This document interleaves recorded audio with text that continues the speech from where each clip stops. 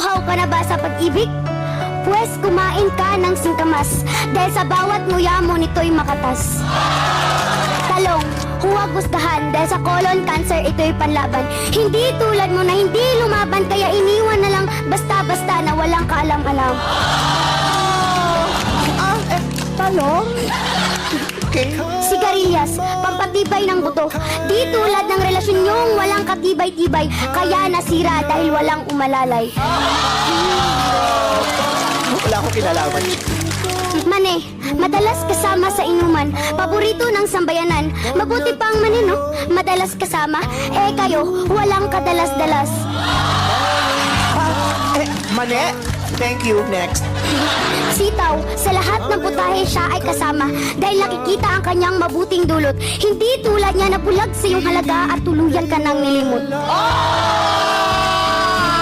Opo, tulad ng kaklase mong sip-sip sa eskwelahan, sumisip-sip din ito ng kolesterol sa ating katawan. Hindi tulad niya na hindi man lang inalam ang iyong halaga, sumipsip pa sa iba.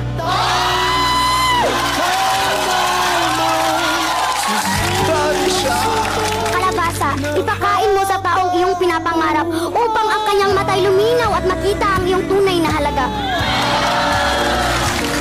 Bili ko ng 1 kilo. Mustasa, kung titignan mo'y parang lantutay, ngunit wag gustahan dahil dulot ito'y iron. Huwag mong igaya sa ex mo na hinusgahan mo na, iniwan mo pa.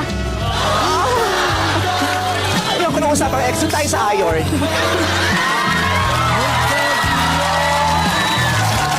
Sibuyas, alam niyo ba kung ano ang sinabi ni Sibuyas? Matapos mo akong saktan, iiyak ka. Tapos ano, igigisa mo ako para lang sumarap ang luto mo? Oo, masarap ako. Pampabango at pampasarap lang at wala nang higit pa sa relasyon nating dalawa. Bawang, mayaman sa protein. Sila ni Sibuyas ay always together. Pero bakit wala pa din forever?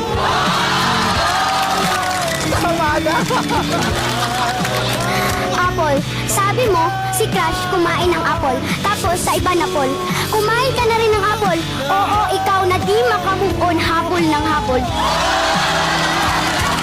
Beijing, Neki, Brenda.